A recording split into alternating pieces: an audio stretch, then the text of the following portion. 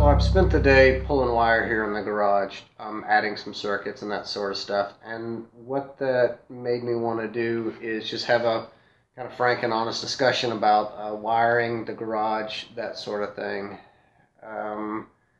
The opinions, assholes, you know the whole saying. I have huge opinions, and I've got opinions based on real world experience, both being a Sparky off and on here and there, and living through a house fire that was caused by electrical twice.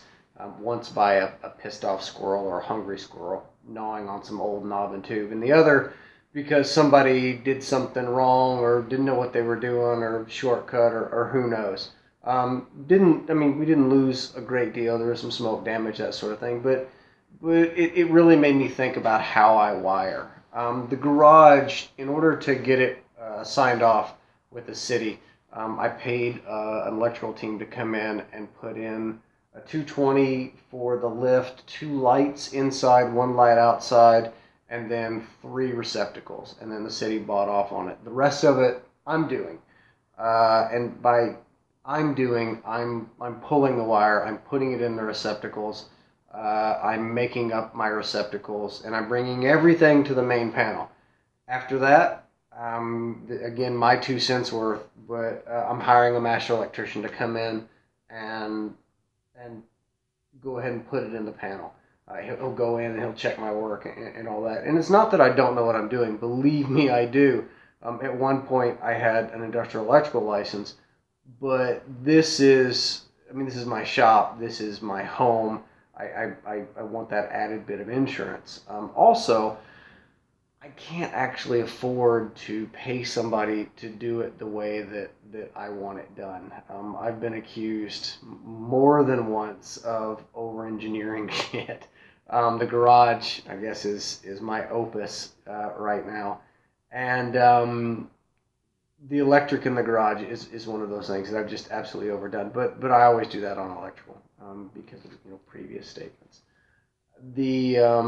When I say I can't afford to have somebody else do it the way that I want it done, I don't use plastic boxes. I use metal boxes. I don't use quick clamps on for Romex. I actually use the proper Romex clips. I use 12-2, 12-3, depending, for lights and plugs. I don't believe in 14 gauge for lights because who knows what's going to get tied on that at some point in the future. Just 12 gauge kind of everywhere, unless it's a 220 or a 30 amp or a 50 amp. If it's a 20 amp, it's 12 gauge. And as a note, there's no 15 amp in here. It's all 12 amp. Also, after I wire my plugs, I take and I wrap them with 3 good turns of tape, just because that's the way that Dad did it. Speaking of my dad he could wire anything. I mean, he was phenomenal at figuring out circuits and 3-way switches and 4-way switches and just getting things done. And we had an issue once where there was some insurance involved, and no end to the amount of pain dealing with an insurance company when you've wired something yourself.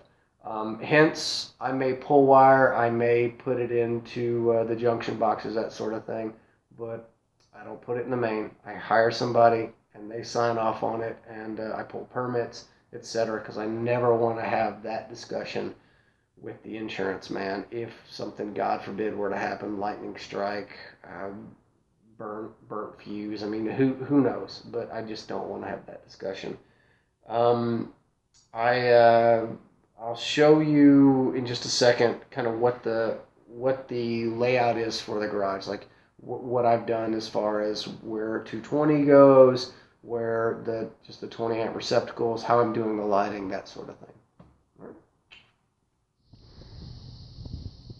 With the new garage, we had to change the way that we did the electric for both the garage and the house. The old garage carriage shed, the line went from the pole beside the garage to the house, but with the new structure, it was going to be larger than the old one, and the power line was going to go directly over the new structure, which is a no-no with zoning and with the way that power should be run.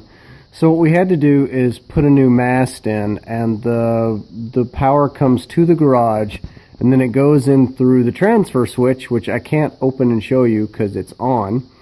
And then there is a line that goes from the transfer switch over to the breaker panel here in the garage, and then a line that goes out and down under the slab and then through the yard and up to the house.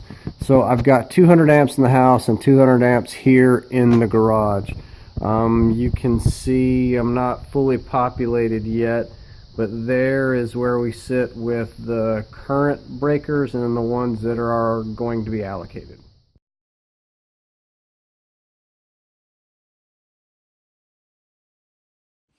You can see the 4 fluorescent lights that I have wired in, as well as the 2 surface mount. I actually have fluorescent bulbs in there, as well as a myriad number of other circuits that you see. Now all of those are 20 amp.